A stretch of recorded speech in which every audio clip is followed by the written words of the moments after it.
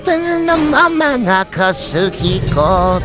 May dumating na naman ang parcel galing sa Coco, guys. Na-addict na talaga ako sa pagbili kay Coco. Super sarap kasi ng kanilang binibenta.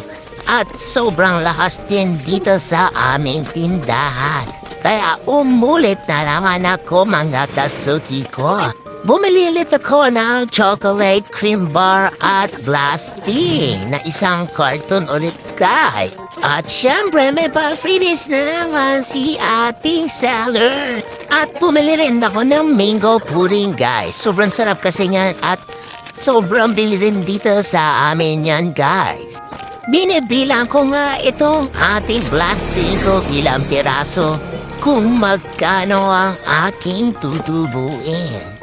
Sa iba kasi talaga ito't binibenta ng 6 pesos. Dito sa amin, binibenta ko lang to ng 5 pesos, guys. Maliit man ang tubo, at least may bumibili sa atin, guys. Kahit pa paano.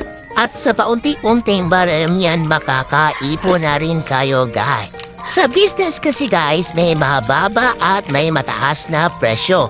Nakadepende kasi to sa inyong bibilhan na grocery. Isasama niyo rin syempre dito yung pamasahe, yung pang-crudo nyo sa sasakyan. Sa ngayon kasi talaga, guys, nagmahal na lahat. Yung candy nga na 50 piso, wala na ngayon, guys, diba? Kaya sa mga taong nagre-reklamo po, guys, alamin niyo muna yung risk ng mga naititinda po.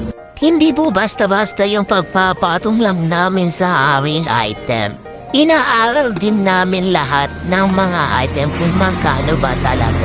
At saka pwede rin naman kayong mag-suggest kung sobrang mahal pala talaga na aming kinibita. Siyempre, mag-investing kami dun sa mga taong bumibili din sa amin. Kaya kung gusto niyo rin bumili na aming paninda, pumunta lang kayo dito sa aming bahay. Tara at mga kasuki ko, arat na kayo. See you in my next video. Bye-bye!